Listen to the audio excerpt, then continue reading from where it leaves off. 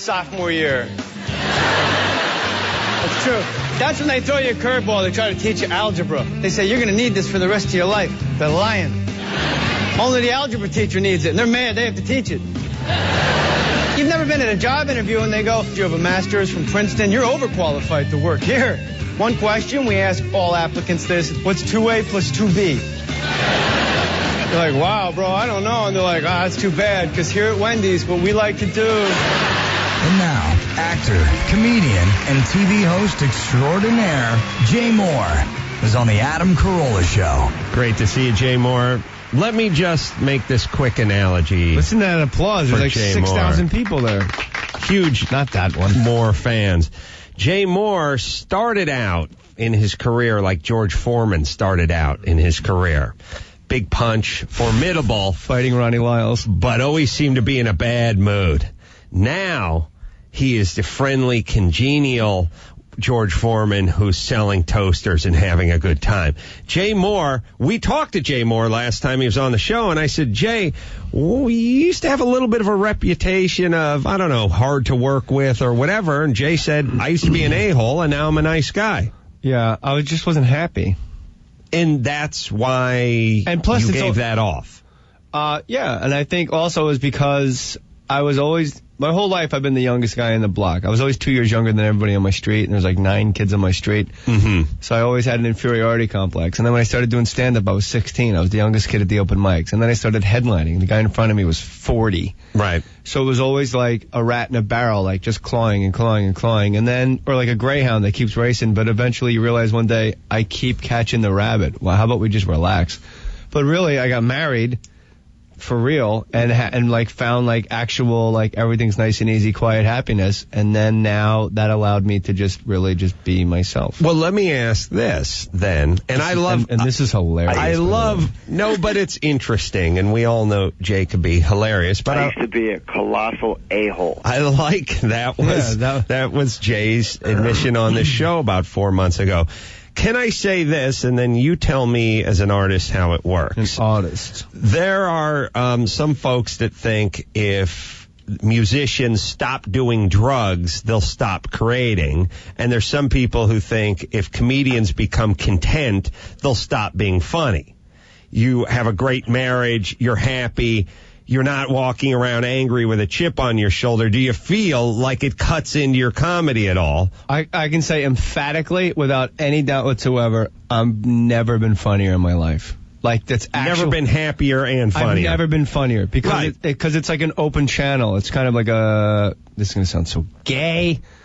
Go ahead. It's just... There's a dump for you for later. This is going to sound so gay. We'll play a little Playing with the Boys. It's just an open channel because you're yourself and you can say whatever you want. And everyone's there because they already find you funny. You're the reason everyone's assembled. Right. So there's no one that you have to impress. Everyone's already kind of impressed because they spent $30 on a ticket. And then you can just tell, like, I tell much more stories. It's not an act. Like, people don't want to hear an act anymore. They don't want to hear bits. Right. They don't want to hear jokes. They want to hear they want to your hear, like, stories. tell me about the time when you and that kid used to cross swords behind the garage when you were 7 years old. Speaking of stories, Jay's book, Gasping for Airtime, I couldn't put it down. I started reading it, read it in 2 hours, and I've recommended it to 10 people. Thank you, Teresa. One of the best stories I have to ask you about. You tell a story in the book. Every week there was a read-through for Saturday Night Live, and you were desperate for new material. You were having panic attacks, and at one point you just flat out stole another comedian's act word for word. Rick Shapiro. Have you ever heard of him? No, I haven't. And then you're called in. Steal from people that no one's going to hear from. Shapiro, not a show business name. But no, not at all. And then Jay, and correct me if I'm not telling this right, but he gets called into Lorne Michael's office. Jay, what is this? That's what Lorne sounds like? They had a videotape. Is this what you wanted to ask me? I'm sorry I interrupted you. This is the story, please. They called me, and it's Ken Amon, one of the producers, and Lorne, and they called me into like... Now, Shapiro's a stand-up. Yeah, he's kind of like a performance artist. But he's not working in any capacity at Saturday Night Live. No, he's just a guy I used to see at the clubs all the time, down like in the East Village at like Cafe Cine doing crazy. And you rip his act off. I steal verbatim the Irish bartender going, "Oh, you like stories, do you? Here's a story. Get out!" Right. That. Right. And I make it into an entire sketch with me and Paul Reiser, and it airs, and it does okay, and then... It's like I'm riding high. I got 2 sketches in 2 weeks in a row, and then I go into a room that I never knew existed. It's like Maxwell Smart Styles, you know. Mm-hmm. And it's Ken Among and Lauren, and they have like this little makeshift VCR set up. And he goes, Jay, do you know who this is? And they hit play, and it's Rick Shapiro doing like the bit that I, quote, wrote verbatim on stage. Like his manager sent the tape, like, wow, irrefutable, like there's nothing you could say around this. And I go, no. And they go, you've never seen this man before? You don't know this act? You don't know this man? Rick Shapiro, you don't know him? I said, let me look for a second. Like I faked it, like I looked for like 10 seconds, let me really look. But I know who he was, I stole his act. Right. I go, no. And they go, okay. And that was it. They hit stop on the VCR, and I walked out. And do you feel like they believed you? With a $50 bill and a bleeding anus. Or they just had to do that? I think he needed to hear from me that I don't know what you're talking about, but in the reruns, it's not on the show. Norm Macdonald told me that in the audience of that Shapiro videotape, Jay Mohr can be seen at the show. No. That's what Norm told me. Well, Norm, you know, Norm, that anal rape, that's why I don't want to go to jail, is anal rape. Have you ever seen That guy sounds hot. Yeah, he sounds good, you know, Adam Carolla, you know. And I saw one of those wiener dogs, you know. Yeah. And a wiener dog, they couldn't bite you to death. He'd wake up and say, hey, what are you doing? You're a wiener dog. And he might give you a hickey. Norm Macdonald's going to be opening for me at the Ontario Improv. Really? And so's Tracy Morgan. You know he's going to be there. Oh, Morgan and Macdonald together at last. Alec Baldwin will be there. Adam Carolla, I always like what you do. Takes brass balls. Alec Baldwin, I understand you're a big fan. I came from downtown. I came from Mitch and Murray. I told them to do a favor and fire your ass. Good news is you're fired. I must tell you, the greatest compliment I was ever paid was from Baldwin at the JFK airport at the United Terminal. I did one of those things where I was like on the cell phone, and I said to whoever I was talking to, Alec Baldwin is, he's 10 feet ahead of me. And then I hung up and I turned around and he was standing in front of me, and I wish actually I could do Alec Baldwin. I'll feed it to you. All right. He said, I'm standing at second. Give me a toss. I'll turn it. He said, Adam Carolla, I'm a big fan. Adam Carolla, I'm a big fan. What are you doing in New York? What are you doing in New York? And then I said, just out here doing Howard Stern. And he went, you shouldn't be doing Howard Stern's show. He should be doing your show. That's right. You're marrying Nikki Cox. Forget everything I just said. I got two really good. How much time do we have? I'll tell you what. We should take a break. Let's plug this date, because Ontario is hard to sell out for a white fellow. It's a Mexican area. It's like Lincoln, Nebraska with Mexicans. So, La Raza Cocoya Mañana. Do you do a George Lopez? Why you crying? Why you crying? I love George Lopez. Ontario Improv tomorrow.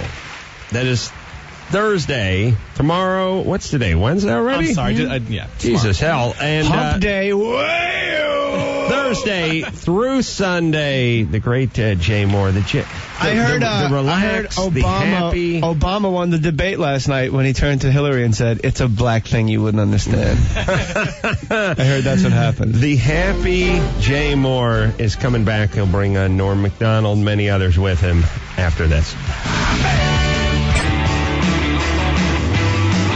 Back to the Adam Carolla Show. Hey, pal, why are you so upset? Wrap yourself up in your NASCAR flag and leave me alone. Now more with Jay Mohr on the Adam Carolla Show. Jay Mohr in studio, going to be at the Ontario Improv tomorrow, Thursday through Sunday. You can get tickets by going to improv.com. So, Jay, somebody's on the phone, by the way, from Indio and has a request. David? Yeah. Crystal meth? The reason I'm calling is, Jay, you did an impression of Buddy Hackett. I don't remember right after he died or right before he died. It was to him while he was dying. It was of him dying. Buddy, I did it at the service. This is what you're going to sound like in about 10 minutes when you're dying. Well, you got to remember in Indio, that's what the fly said when he walked over the mirror. That's one way of looking at it. Are you a fan of Buddies? Oh, to be in Nagasaki where the women chew tobacco and the men say, woo, wacky, woo. And I think you were having like a bad day or something, and he told you a joke. All right. It was hilarious. He said, well, whenever I don't feel so good, I always remind myself of the Siamese twin whose brother is gay. Jay. I gave the signal that it was going to have to be dumped. Oh, okay. Is that the universal signal? Yeah, No. we got dumped out there. You know what is weird? Hey, thank you, David from Indio. Thank you. Buddy Hackett is going to MC my show in Ontario. Wow. He is. Chris Tucker will be there. The ghost of Buddy Hackett. No, Buddy Hackett. He faked his death for tax purposes. He's like the Stones when they went to Montserrat. Really? It's exile on Whittier. So Hackett's still around. Get your motor running all down the line. Tucker not working on Rush Hour 4. He's heading out to Ontario. Beep, beep, man. Boo, boo, boo, beep, beep, beep. Beep, Black Man's Radio. Beep, beep, beep, black, bleep. Fight the stereotype. Beep, beep, boo, boo. Can you do Jackie Chan talking to Chris Tucker? Chris, you have to be on time when we make more. Wow, you're a big star, man. You have to come in on time. But that boy sounds like a motorboat, man. But, me. Break the stereotype. Break the stereotype, man. Baby. Blip, blop, blue. Blip, blippity, bloop, bloop, blip. Yo, Chris, I think you need to speak English more like a grown man.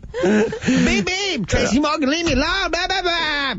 Yeah, it's funny. Morgan giving Tucker, giving him lessons on voice and diction. You got to project. You got to project. I feel like enunciate would be a strong word for both of them. And then Forrest Whitaker could tell both of them that both of you can learn from me that when you talk, none of it should come all out at once.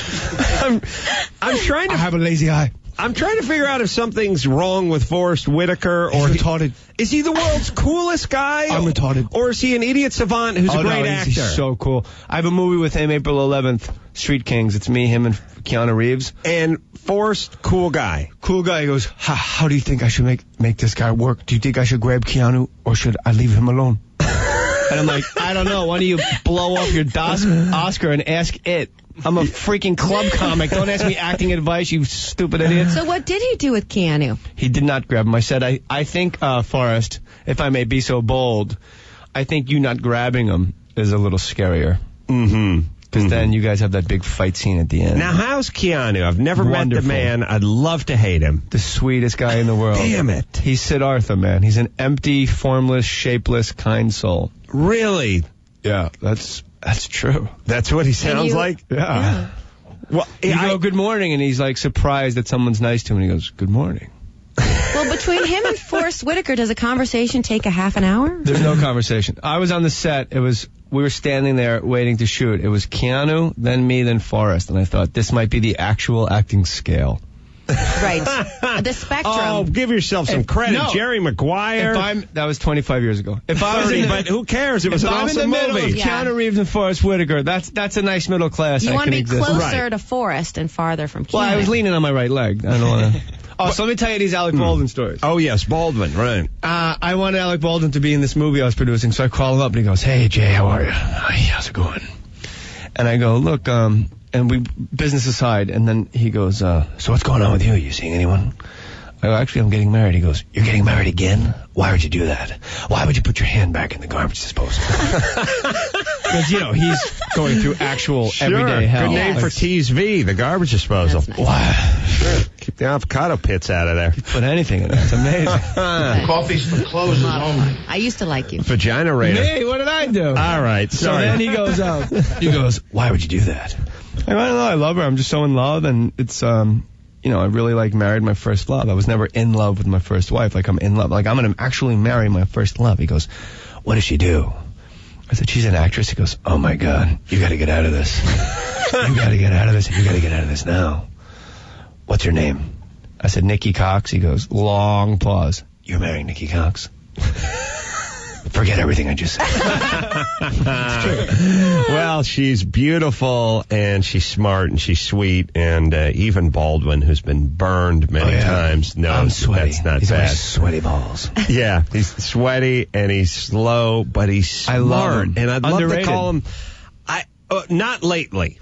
I feel like he flew under the radar for the first 20 years of his career. In the last, 18 months, everyone has woken up to the brilliance of Baldwin. I thought Mr. Hughes was flying around the world. How about, okay, here's a good one. Me, in first class, it's just me, Alec Baldwin, and Jason Sehorn. Former most overrated cornerback in the history of the NFL. Well, Sehorn got a lot of cred because he was a white guy in a black guy's position. The last white starting cornerback you'll ever see. Yeah, he was... No, you'll find one. There'll be some freak. He was sort of like... I'll do it. He was sort of like a white heavyweight in that it was a novelty. And then he was average, but he made $6 million for being average. He blew his knee out returning punts in the offseason. He proposed on the Tonight Show. That's the only reason I know him. Proposed on the Tonight Show. That's always classy. That's like when David Brenner proposes at the end of his HBO special. I had a horrible thought. If you're David Brenner, you should turn the radio off right this second, or you will drive into Chappaquiddick. But for some reason, I was brushing my teeth at 5:15 this morning, and I just looked at the mirror, and I looked at myself, and I said, I haven't heard anything out of David Brenner in like a year. You thought that this morning? And then I paused, and I went, that's good. Yeah, and then I treated it like, you want to hear something weird? In the factories, just real quick, the factories have the sign where they say 322 days since the last accident. I feel like I have one of those in my bedroom for David Brenner. I've not heard him on anything. He's not had a special. I've not heard him interviewed, and I thought, this is a role I feel like we're on, and we should stay with it. You're absolutely correct, because he never says anything of substance worth finding. Like, you want to hear something weird? You know what's weird? How about hot pretzels with mustard? Isn't that weird? Isn't that weird? How about when you get a hotel room and it's right by the vending machine all night? These people are at the vending machine. You know what I do? I put do not disturb on it. I mean, isn't that weird?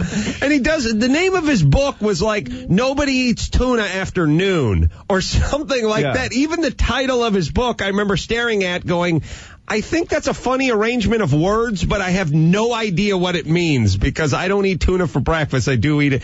So find out the name of his book, and it'll be a perfect Brenner. I think he and Larry King could have a great talk. Larry King, hello. Larry could sit there and heap praise on Brenner and pretend to laugh, and Brenner could say things that aren't funny in a very Brenner-esque way back to Larry, and they could both essentially turn into what would it look like when a snail, I should say, a snake eats its tail, where they implode. They would mold into an uber Jew. Alec Baldwin, you're going to like this. That's why I'm going back to it. Alec Baldwin is asleep in first class. He's already asleep when I get on the plane. And it's big, fat, bushy beard, Dan Haggerty Alec Baldwin. And Jason Sehorn's sitting next to me, and Alec Baldwin's across the aisle, sound asleep, like the sleep of the dead, right?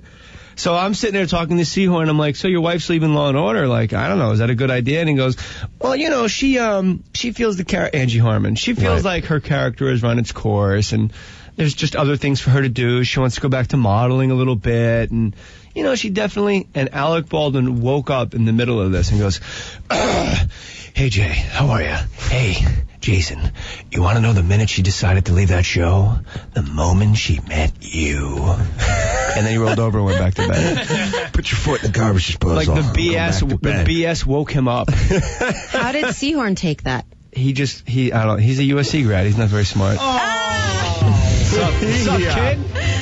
Yo, I love USC because they're the Trojans. Did you find the name of David Brenner's book, Bald He Brian? definitely wrote a book called I Think There's a Terrorist in My Soup. I don't know if that's the one you're thinking of. You want to hear something weird? Last one had to do with tuna fish sandwiches. That's all I know. Yes, Jay Mohr, sorry. No, it's David Brenner. Oh, sorry, David Brenner. Yes. You want to hear something weird? You want to hear something weird? You want to hear something weird?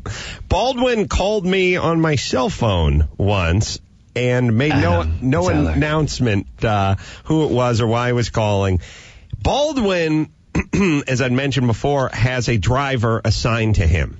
And whatever movie he does and whatever production he does, he gets the same guy in the same town car. Very, very common. Very common. The guy was a Loveline fanatic, used to tape love lines and then play them when he drove Baldwin around. That's awesome. So Baldwin became a Loveline fanatic through listening to tapes from his driver. And he called me up once and he repeated, and I'll try not to make this too filthy to get us bleeped out, but he was very amused by this statement I made on Loveline, which was some woman called up complaining, some girl called up complaining that her boyfriend wanted some backdoor love from her, and she didn't want to give it up. And he wouldn't stop asking for it, and she wanted to know what we could do or what she could tell him to literally get him off her back with this backdoor love. Literally. And I said, defecate into a mason jar, put it in the microwave for 20 seconds, and have at that. I almost vomited when Baldwin told it back to me. I love that. Baldwin found that to be the most amusing statement How are we doing ever. on Love? How are we doing on Love Lines? Yeah, I think you and I and Drew all agreed that we're like in the minority of there's just no need for it. There's no need for that. Backdoor. Yeah, you know, it's a dominant thing. It's not a love thing. You know what the back door is? It's rape. It's rape, and that's best case scenario. Number one, that's on a good day. Can't rape the willing, however. Number two, pardon the pun. It is the equivalent to the diamond for the woman, which is it's like a tennis bracelet. Like, sweetie, this thing costs as much as an automobile. You're going to wear it twice, then you're going to lose it. People are getting their fingers cut off in South Africa for it. Do you really need this tennis bracelet? And their answer is, prove you love me. Give me that tennis bracelet. This is not so much feels good, but prove you're dedicated to your man. Prove you love me. This is a prove it more than a feel good thing. You know when I got that dedication? I do. Yes. Isn't that a lifetime commitment? I was signed up on I do. Right. I think most guys, if you really cornered them and said, why do you like this activity? And they were truthful about it. It is, A, you know who's in charge, and it's a prove you love me kind of thing. And they'd love to, like, spit in their face at the same time. And, yes, they are misogynist and deprecating. But what about the women who are really into it? They were touched by their fathers. I agree. Watch, by the way, this weekend, and that's Thursday, Friday, Saturday, and Sunday, Jay Mohr do the aforementioned to Norm Macdonald and Tracy Morgan on stage at the Ontario. I'm going to be there because I'm going to get my Pokemon cards. Do you have time for a Tracy Morgan story? Quick. Oh. And find the name of that book, I found Brian. it. Nobody ever sees you eat tuna fish. Wait. Say it. Nobody ever sees you eat tuna fish. That's the name of his book, and it's one of those, nobody ever sees you eat tuna fish. All it makes me think of is his big, thick, Jewy lips with tuna fish breath. Is it funny? Does it make sense? Or is it just one of those David Brenner-isms that sounds like a joke, but it's not really a joke? Neither funny nor logical. I would just read Gasping for Airtime. I like that. You know what? We don't need the Tracy Morgan story on the plug. Ontario Improv. If you've never been to Ontario, forget Big Sur. It's where truckers go to die. Ontario Improv tomorrow. Ontario You can do Improv. your wash in Ontario.